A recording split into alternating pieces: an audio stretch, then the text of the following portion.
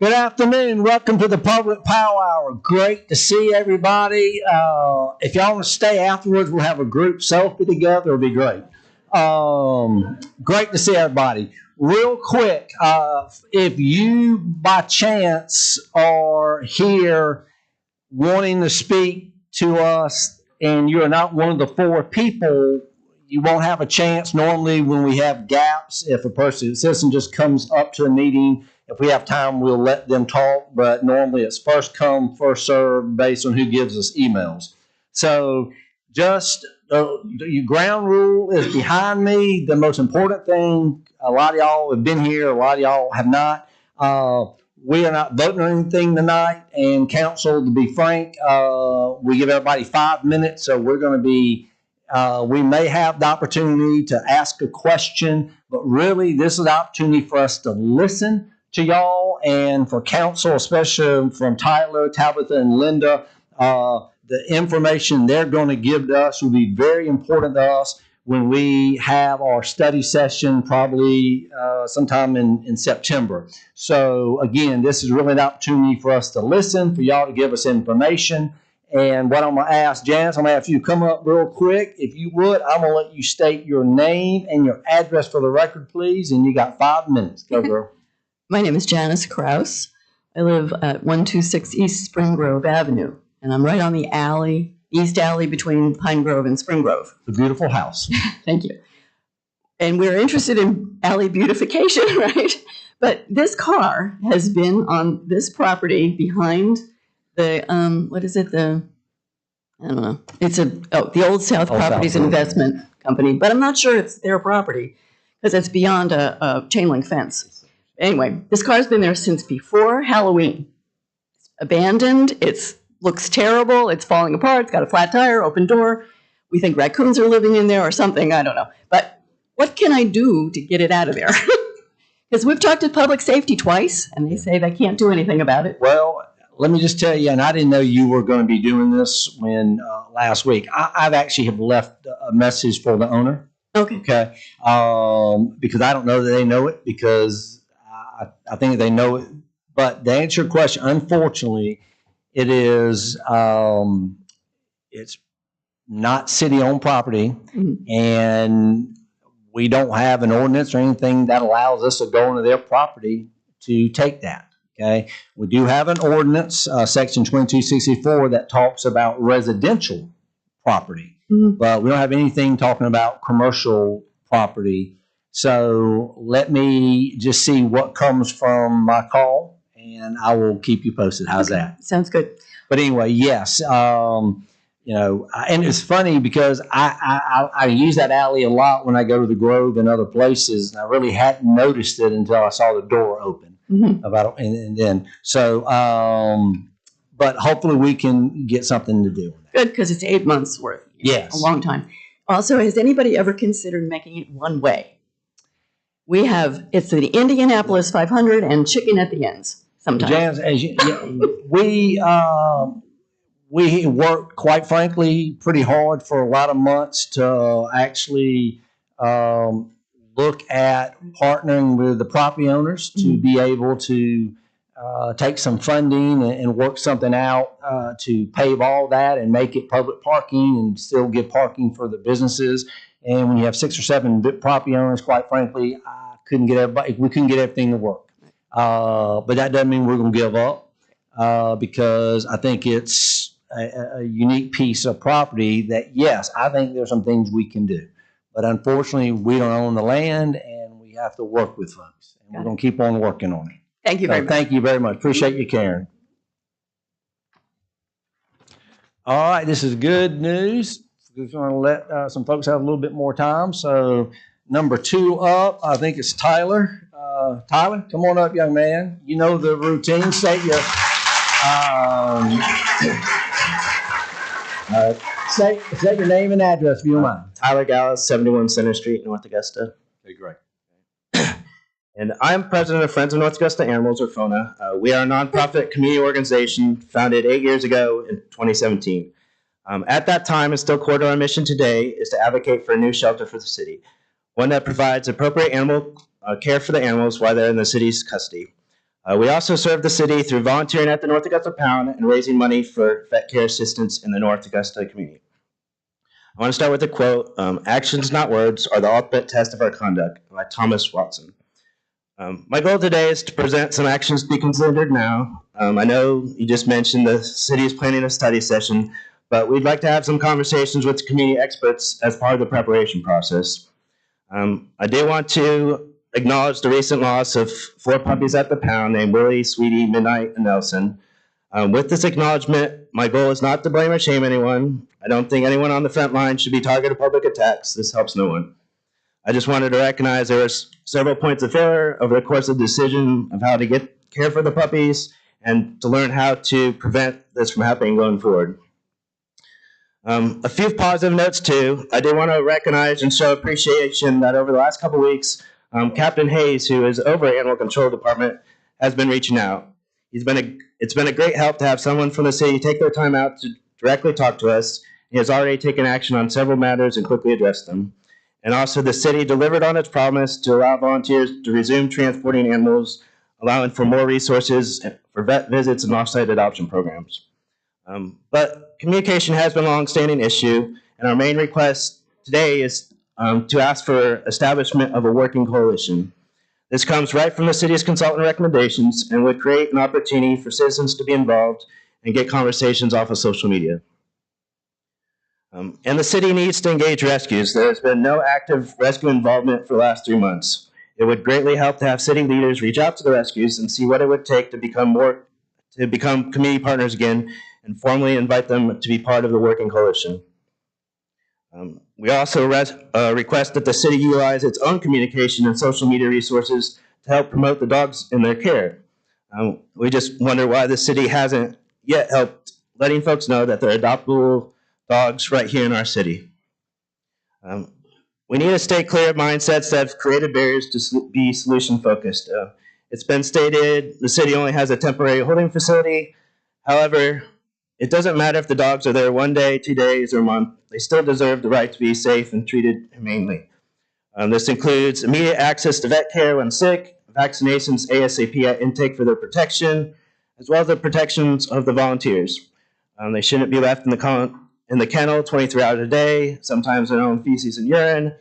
Dogs should be let out and kennels cleaned 2 to 3 times a day, every day. And despite all the growth, the city is still served by a single animal control officer who often works 7 days a week and has to perform ancillary duties such as roadkill pickup. Animal care should be the main priority, and the city really needs to hire in more help. In the short term, we'd like to establish some set volunteer hours. We have volunteers who travel 30 minutes or more, but they sometimes have to leave after 10 minutes when there's a call. We need to figure out a way to have set hours where the care of the animals is the priority, and dogs could be both let out and the kennels cleaned. We request the city work with FONA and local veterinary experts on better animal care standards and processes to get them care. Again, this could be part of the working coalition. I want to note that, at least as of 1st of July, only 25% of the allotted budget for veterinary services has been used, and this is not due to lack of need. We know that budget got reduced in the past because it wasn't getting used, but it's definitely not due to lack of need. It's been an ongoing struggle to get the dogs vaccinated and seen in a timely manner. My last request is to take the 2019 consultant report off the shelf. The city has had a playbook of solutions where no action has been taken this last 6 years. We don't need to reinvent the wheel. All recommendations created by the city, by their hired consultant, are still valid. One immediate action is the consultant suggested partnering with Edgefield County. So we could have someone call out to David Cadell, their county admin, and start some conversations. We expect the city to elevate their standard when it comes to animal control. We should not use the shortest measuring stick possible and simply try to meet bare minimal expectations. We are in a wonderful city hall here. We have a beautiful new public safety building. We just had the Peach Jam at a beautiful rec center. Why don't the city animals deserve to be housed in a building that the community can be proud of?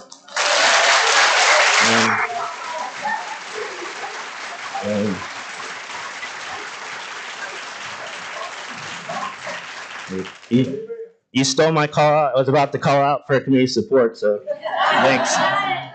Thanks for reading my notes.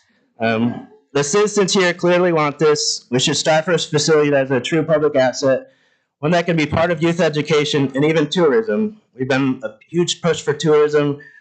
Just hired the Greenway coordinator. I mean, it really could be a true public asset. And I will speak to the public here too. We need you all to get involved.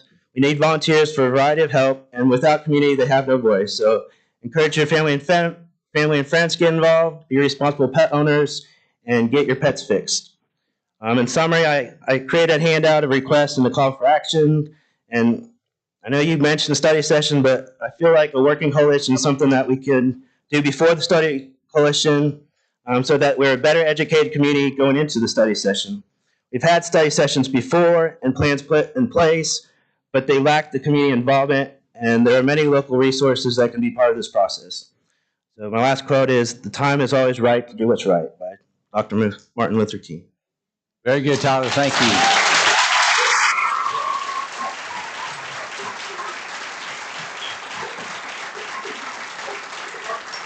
This is very good information, and we will definitely give this our administration as they begin to work through that. And we are early as far as what that's going to look like, okay? So, well, I guess just the one question is like something like the Working Coalition, where there's models of it, like the Public Safety Foundation. Like, how long would it take to get something like that set up? I can't answer because right now we've got to decide what it is we want to do and going to do, what makes sense. So we as a council have not had a conversation to discuss it. So that's what this is about. The information you're bringing, the information you're giving us is very helpful. Okay? So as we get closer to what is that going to look like with that study session, we will be in touch. But we have not planned that out, what that looks like yet. I mean, I guess that's the frustration because we had the study session, and it just feels like Groundhog's Day again. That's the frustration. Well, I can assure you it's not going to be Groundhog's Day. We are going to decide on what that direction looks like. But this is what we're doing, is gathering information. So it's very good. So I appreciate it. Okay. Well, the main request is like a working coalition. I think by having the community as part of that conversation, I still think we'd have a more educated study session. We will take that under advisement. Thank you, Tom.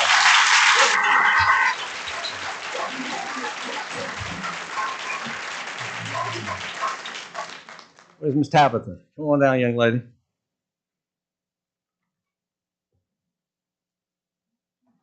I'm Tabitha Waldrop. I live at 193 Village Parkway. I hope I have something here that might be able to help us. Great.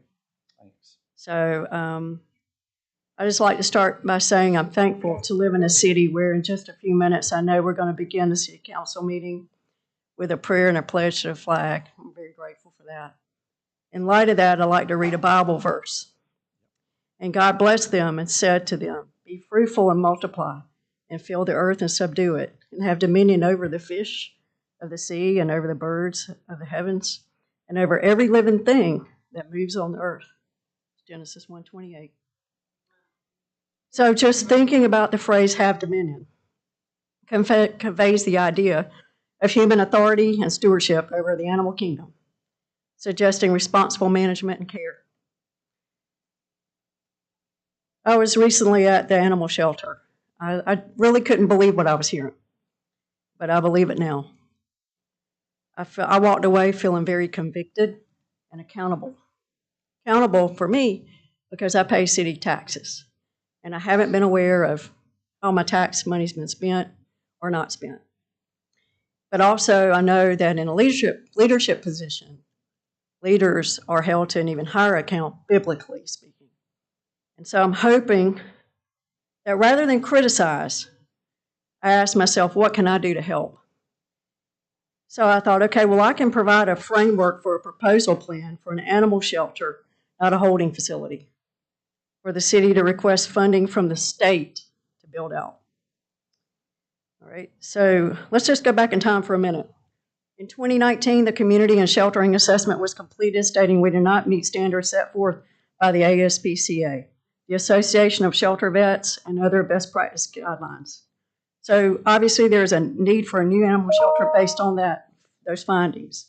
With no on-site vet, lack of official staffing beyond one ACO, it documented serious deficiencies in the current facility, including poor ventilation, no natural light, unsafe flooring, and inability to provide basic care or meet humane standards in many cases.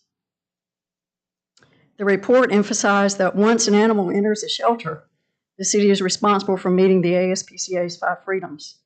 So my immediate ask, and probably those in this room, and I know we're already working toward it, is could we have an officer assist on site if needed every morning, early, however early that is, 7, 8 o'clock, whatever it is, so that Officer McBride can do other things he needs to do, or if the other officer can do those things, pick up roadkill, what have you, so that our volunteers can have access to allow the dogs outside for potty breaks and earlier cleaning of their kennels.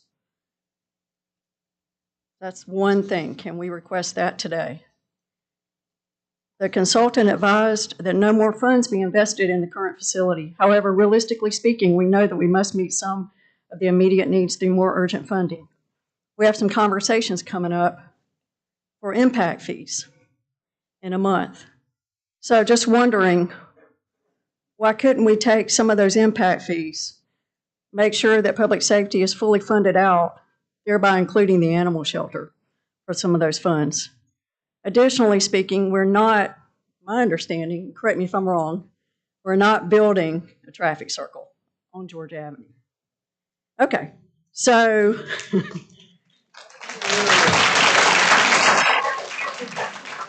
there's $3 million right there.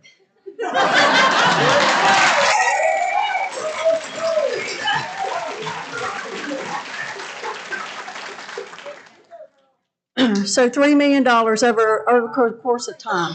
It's going to take some time to get that money, right? That's the 1 cent sales tax. We know that doesn't even get started collecting until May of next year or something, right?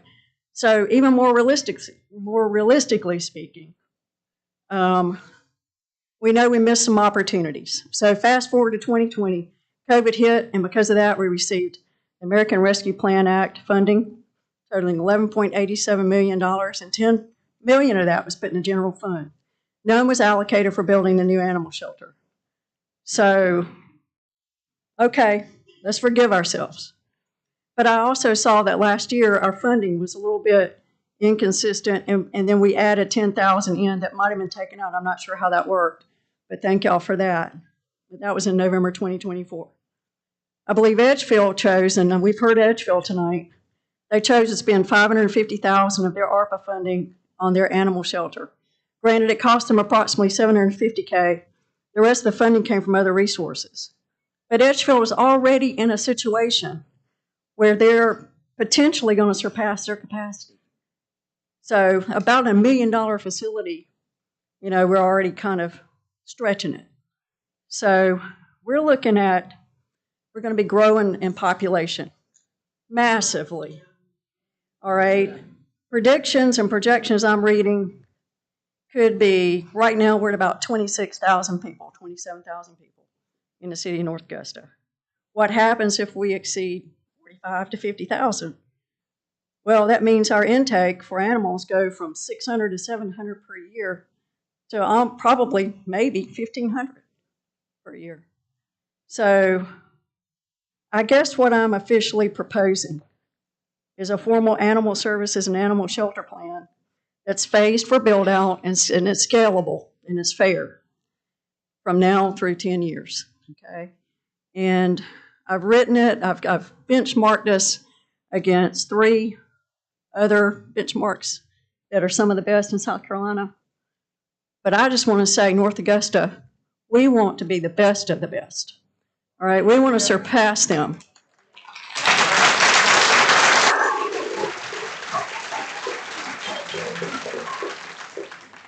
So I'm going to submit this in printed copy. I'll give it to Jamie. Right, I was about to say, can you get that to me? Yeah, absolutely. And if it's okay, I'm going to email all of you. Yeah, absolutely. And Mr. Clifford. Yep. Okay. And I also have a sample funding request that maybe we could give to our representative, Mr. Hickson. I'm not sure how that works, but I kind of did some legwork to try to figure it all out. If he's up there, I will give him a copy. All right, but anyway, I appreciate everything. I'm going to also post this on social media. I am not the smartest person in the room, I promise you. So I'm sure that the city probably has some people smarter than me that could give input on social media, if that's okay with everybody else. But thank you, sir.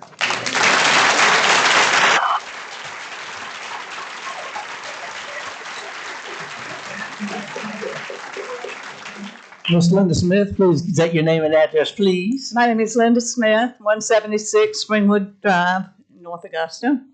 And I was here the last time y'all had one. And I'm here again, I'll probably be back again, to say basically the same thing, that North Augusta needs a new animal facility. I'm here to plead. I'm here to plead to you folks that make the rules in the city for short term to improve the conditions at the city dog pound. Really, I'm really calling for compassionate care of the abused, neglected, and otherwise free roaming dogs in our community.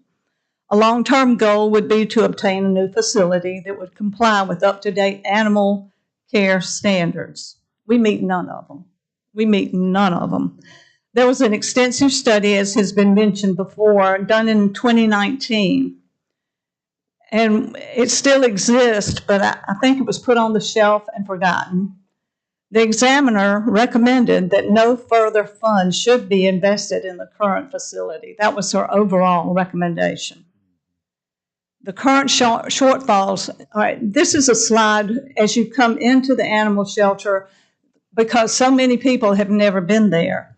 But as you come into the animal shelter on Clay Pit Road, this is what you see. You'll see the sign, and you'll see the garbage trucks. And so, yeah, it just continues because it's at the very back of the I don't know what y'all call that, the dump, the recycle center, whatever it is. But that door in the back is where the dogs are. And that's the kind of building that they're in.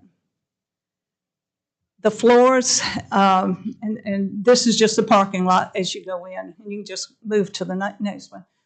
And go to the next one, please. The floors are peeling, and Officer McBride told me that would be taken care of. It had been painted, and the paint came up, and the paint chips were in the dogs' dishes. And so now that's going to be scraped up, and it's just going to be the concrete floor that. Linda, these last 3 or 4 pictures, all that's been redone. They've already taken. Brand new floors and everything. Okay. So just let you know on that. Okay. So I was there. Picture of the 4 puppies will show you. I was there today. The old floor has been taken up. There has not been a new floor. The 2 pictures she showed of the entrance are the entrance. That's just the entrance. I'm sorry. Okay. If you'll show the next one, please. That's kind of that's the cage that they're kept in. It's all chain link fence. And you'll go to the next one, please. The floors have to be mopped every day, of course, because the dogs are left in the kennels for such a long time and long stretches of time, because Officer McBride can't be there 24 hours a day or even 8 hours a day because he has roadkill, other duties. He has to go pick up the dogs. And so when he leaves in the afternoon, they get out about 2 o'clock and don't get let out again until the following morning. So anyway, there's poor sanitation. The dogs, I said the dogs are let out once or twice a day. There's no way to separate any sick dogs that may be brought in. In the Edgefield shelter, they have a place where the truck can come into where they keep the dogs, and they close the door, and then they let the dog out, and then they clean the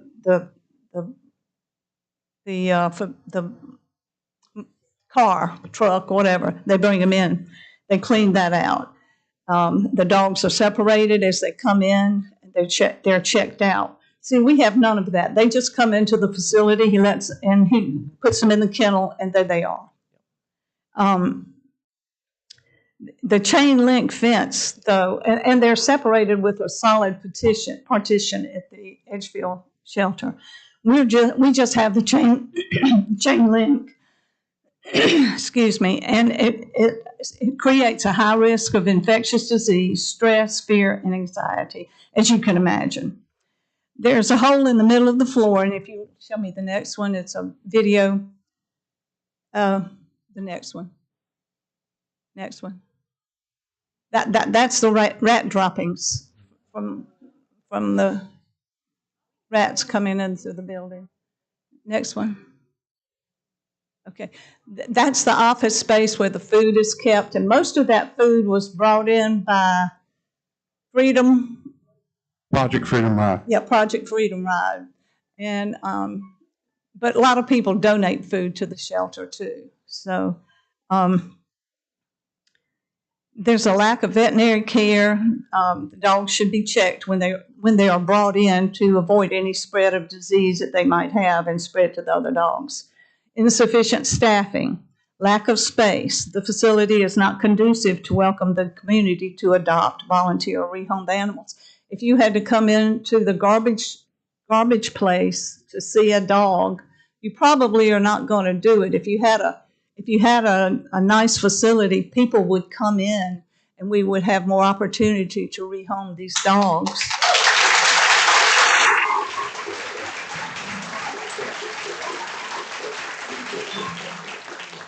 Okay, and so in the short term, I know you're having a study session, but we want something to go now. We're tired of waiting. It's been so long.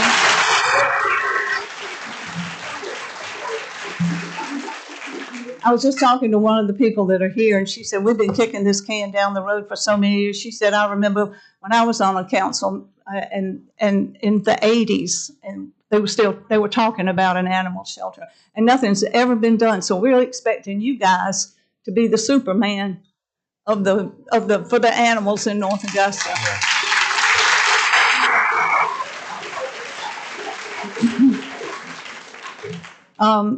We want the renovation for short term. I really don't want this, but I guess it's better than nothing. Increasing staffing so that Officer McBride can be out of the facility and so that the volunteers can come in and do things. You look at this room, all of these people love these animals and they want to come in and help, but they can't come because Officer McBride is not there. Every one of, I have talked to so many people. I've met a lot of people through FONA, and they are all so genuinely interested in what goes on with our animals, and they want to come and help. But I tell you, probably half of them haven't been to the facility because it's so inconvenient, it's unattractive, and it's just not a place that... Linda, can you finish up in 1 minute? Because we're almost at 6. Maybe. Well, I've got to start at 6 o'clock reading.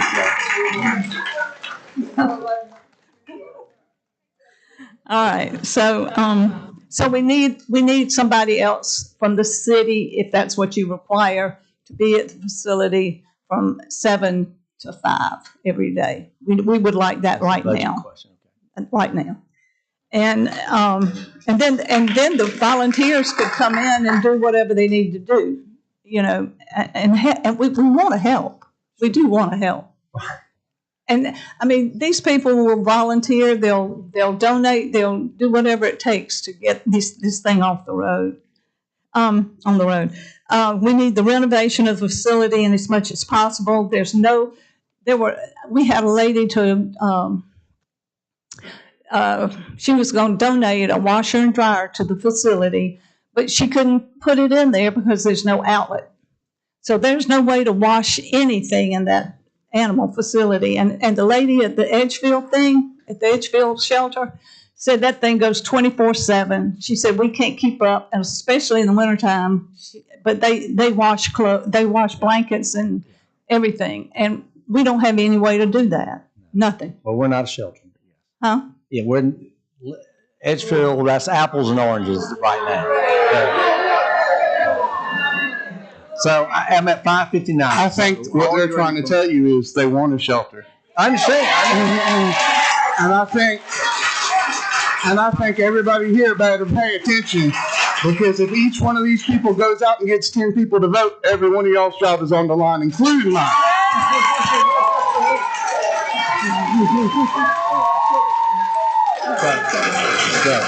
So this is Linda. You gave us good information. Thank you.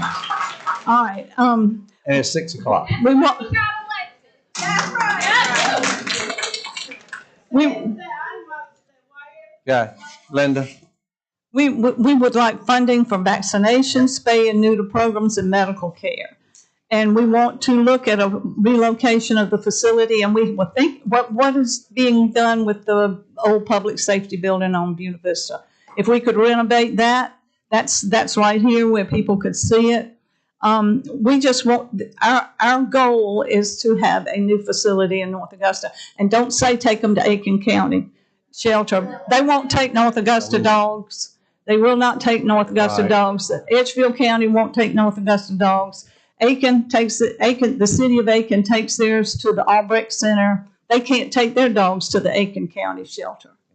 So I thank you for listening, and let's get it done. Thank all y'all for being here. Thank y'all for being here. We'll close out the public powwow hour.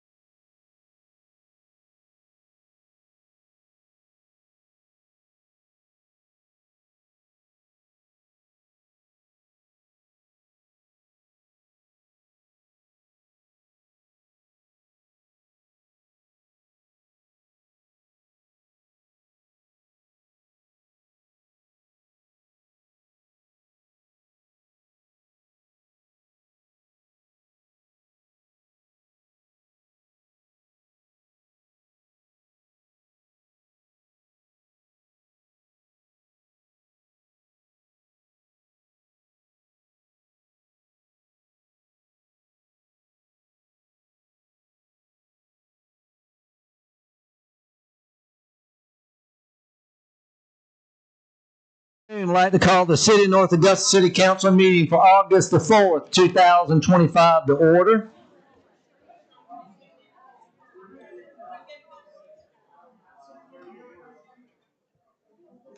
You are welcome to join me in prayer.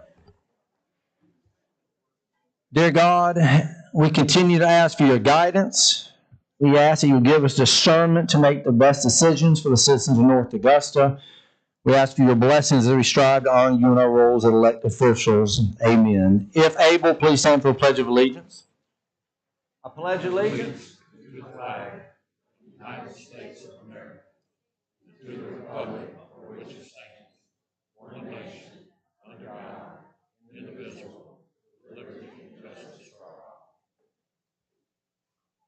Okay.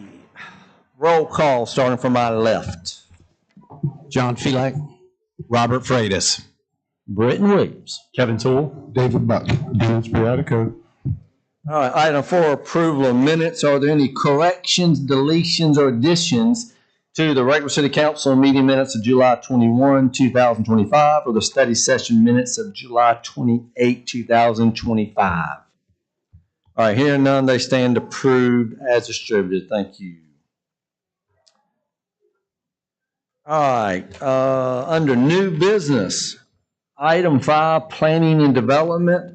Ordinance number 2025-12, amending Article 9, signs of the North Augusta Development Code, Chapter 18 of the City of North Augusta, South Carolina Code of Ordinances. Do I have a motion to approve this ordinance on first reading? I'll move. Who's that? Freitas, Oh, thank you. Boy, you I'll second. didn't sound like that. And the second was Mr. Felak? All right. Boy, y'all, both your voices, the way you spoke in there, didn't recognize you. All right, and our Assistant City Administrator, Mr. J.D. McCauley, is filling in for Mr. Clifford tonight. So anything you'd like to share about this, sir? Just remind us for downtown 1 and 2 for no removing neon lights as an allowable signage for those areas. And downtown 1 and 2 is downtown proper, down Georgia Avenue, and 2 is the surrounding areas which go down into Riverside Village. Okay. Any comment, any questions for Mr. McCauley? Okay. Any citizen comments? Okay. Any council discussion? Okay. And just, yeah, this was brought about by the Planning Commission as we started looking at some parts of the code and wanting to kind of move this along so we don't get ourselves in a situation where we have neon. I don't think anybody really wants there. But it's just for that section 1 and 2. So anyway, no other discussion. I'm going to ask for a vote. All in favor? Okay, that is unanimous. Thank you. Item 6, administration, resolution number 2025-26, authorizing the donation of a surplus Parks and Recreation vehicle to the Sertoma Club of North Augusta. Do I have a motion to approve this resolution? Motion. All right, that's Mr. Briatico. Thank you. Is there a second? I'll second. Okay, Mr. Buck. Mr. John Felak will recuse himself, so you can stay there. You just turn the mic off and keep your mouth closed. Let's see, David Buck. Okay. All right, Ms. McCauley, anything you want to share about this? Yeah, just to recap, this is a 2002 GMC 14-passenger bus, which was just being used as by the Sertoma Club primarily for their trip each year. They take local kids up to Camp Sertoma, which is up in Pendleton. And so when this vehicle became a surplus item, we thought it would be a good idea to give them first right of refusal since they were the primary user of that, and it benefits our local children. Okay, very good. Are any citizen comments? Okay. Any council discussion? Okay. I'll tell you, I think it's this is great. I hope it works out. Should be a win-win. So if no other council discussion, I'm going to ask for a vote. All in favor? And that is unanimous, excluding one recusal. Yeah. I say that now we voted on that. I think this is a win-win. I want to just thank Chairman Howard and President Young of Sertoma and all the Sertoma Club. This is a great organization. They bring a ton of value to our community. And I know this is just a transaction, but it's something that, quite frankly, whatever we will try to sell it for, quite frankly, is not worth the effort based off of what the good that's going to come from the Sertoma Club. I know I saw Ms. Fred Lardy somewhere earlier. I know Mr. Lardy shared with me just last couple of weeks in the summer with some camp kids that he took up there. So I think this will be very good, very excited about Sertoma accepting this, and I think it's just a win-win. So thank you, Sertoma Club, for your support on this. I think it's a win for everybody. At this point, I'll turn over to administrative reports. Mr. McCauley. Yes, just one update for this evening. It's the utility billing system transition update. All right, and so just to give you history of how we got here, we had some issues with our transition to utility billing software, our new software that is. As you can see here, our last shut off and last late fee was assessed late last year, early this year. And then we also have reviewed over 1,100 accounts to bring them up to correct status. Next slide, please. This is really the bottom line for citizens today. We still have the finances set up the customer service hotline, which has been very helpful. You call 803-442-5717, and you'll get somebody. And if you don't, they'll call you back very quickly with an answer. We've had good response there. Just to go down the list here, we are almost up to speed with where we need to be. So the next utility bill will go out on time on the 8th, which is this week, with a due date of the 18th of September, and that's the normal due date. So we're looking to be back on track here in August. And so that's great news for this project. Yeah, because I had an assistant ask me that as they were walking out, and I commented to them, well, I'm glad I told them the right thing, that we hope by our August billing to get back to normal dates. Yes, sir. That's where we are. Now, we still got some other challenges with the Clover and the payment, but at least we aren't going to get citizens two bills in different amounts, and that's been a mess. Mr. Mayor. Yeah. Just a comment, and that is that I had a citizen call me about thinking that they paid too many times. And I did refer them to the city website where you can input your information and see your last bills that have been paid to see that they're timely. So that resource is there for them. If they go online, even if they don't pay online, they can see all of the last bills and when they were paid and when the service was. And I take it you got a successful result from that? Your citizen responded back as a success? I told him to do that. I didn't do his particular account. I did mine. Okay. And you've got good results? And I'm good. Great. I paid double one month, but I had other months where I didn't pay anything. So my personal one is reconciled. Excellent. I'd encourage any citizen that has any questions on that to refer to that website, city website under utility billing, and you can follow the bills back. Yes, sir. And if anyone has any trouble navigating that, please call that hotline and we will help you navigate through that. Thank you, sir. The only positive, and it's unfortunate, it has to be a positive, but we are not cutting any water off or anything like that. It's unfortunate we even have to consider that a positive at this point. But all I can tell you, and I've said to as many citizens as I need to, this has been something that's been disappointing to all of us. We all are citizens. We all pay water bills. We have learned a lot, and this has been a mess. But we are really getting close, and all we can ask is just continue to be patient with us. And we hope that when billing goes out for, like JD said, the due date, August the 8th, we should be back to where we need to be. We're not finished. There's other things we got to work on, but at least every citizen should get the bill that they should get with the price, with the amount they should be getting on the date it's due. So that's what we're working towards. So all we can say is thank you for your patience doing this.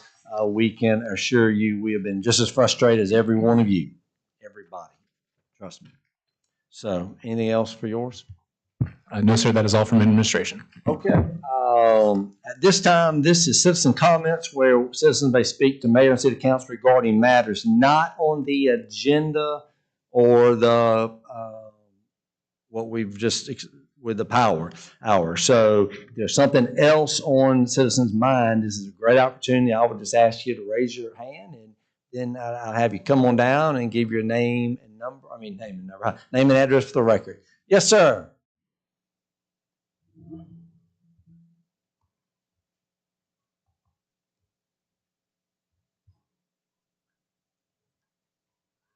I didn't recognize you with your hat on. You had it down so low. Bald lives matter, sir.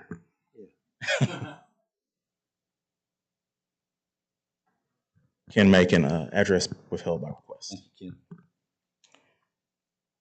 Evening to all. I'm here to address my disappointment in the city of North Augusta's silence on the events of June 2nd, 2025, when a 45-year-old North Augusta resident was taken into custody by the Irmo Police Department and died 3 days later. Byron Jackson is a 1998 graduate of North Augusta High School, who later graduated from South Carolina State University in Orangeburg. with a Bachelor of Science degree. He was the operator of Jackson Heating and Air Conditioning. In a town that calls itself progressive and mindful of small business owners, the lack of mention regarding Mr. Jackson's death is puzzling. I can understand why city officials might be mindful of speaking out of turn about Mr. Jackson's death, but this is the same mayor who, with other local and state representatives, convened with an Israeli official last October in the middle of an ongoing genocide. The purpose of the meeting, according to an online Facebook post, was to receive supplies donated by Israel and to engage in discussions regarding the ongoing efforts post-Hurricane Helene. It was a gesture made at the expense of the Palestinian people. Mr. Jackson's family, friends, and residents of North Augusta are owed, at the very least, a response from the city that the beloved father and son called home. Further, with this city's shameful history of police brutality, it will be prudent for this council to speak boldly against police violence to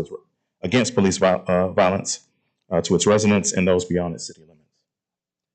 Thank you, Mr. Macon. Any other citizens? Okay. All right. Go down the line. Anything for the good of the order? You good? Okay. All good? Dennis? Just real briefly. It's not my goal to be opposed to anybody on this council. I kind of want to lift y'all up and carry y'all. I feel like the city of North Augusta could easily lead in animal issues where we're setting the bar as low as possible, and that's what we're working towards. Currently, we don't do anything for the cats of our city but supply money for TNR, which is great, but 1 in 10 of those cats is not feral, and they just live their life on the street. Several models show that we could open a cat cafe and we could actually make money helping the city's cats, to the tune of $750,000 a year in some cities. Top 5 Google searches for people moving. Is the area dog friendly? If you guys love tourism, you guys love money, you want to build this city up, embrace the dog friendly culture. There was a study done over 6 years in Austin, Texas, where the city strives to be more dog friendly. The city raised an additional $75 million that they can just attribute to being dog friendly. The first thing they're going to look at is our animal control facility. Okay? So even if we shift all these dogs to the county and we don't hold dogs anymore, we still have to have an animal control facility. We don't want it to be a dump. All right? And that's what we're facing. We don't want our officer out there in a city uniform, in a city patrol car, picking up roadkill. It looks terrible. I've seen it. I've come up behind Officer McBride in the winter. He's scraping a dead cat off the road with his lights on in a police vehicle. That's something that we could easily transfer over to maintenance. And that's common everywhere else. It's not common to have your animal control officer pick up dead animals. It's common to have them come out and check a dead cat or dog for a microchip, but to actually have them, and then he takes that same truck and you push your grandma's poodle in the back of it. So all I want to say is, for the sake of our city, let's please think about communicating with our volunteers and our experts more. And I want to leave you guys with a question. Dogs dream just like humans do. What do you think the dogs in our city's care dream about in that whole holding facility when they're in there for 23 hours and 45 minutes a day with no natural light, no ventilation, no wind on their face, no light in their fur? What do you think that feels like? If they were prisoners, they would bring us up on charges. That's all I got. Thank you.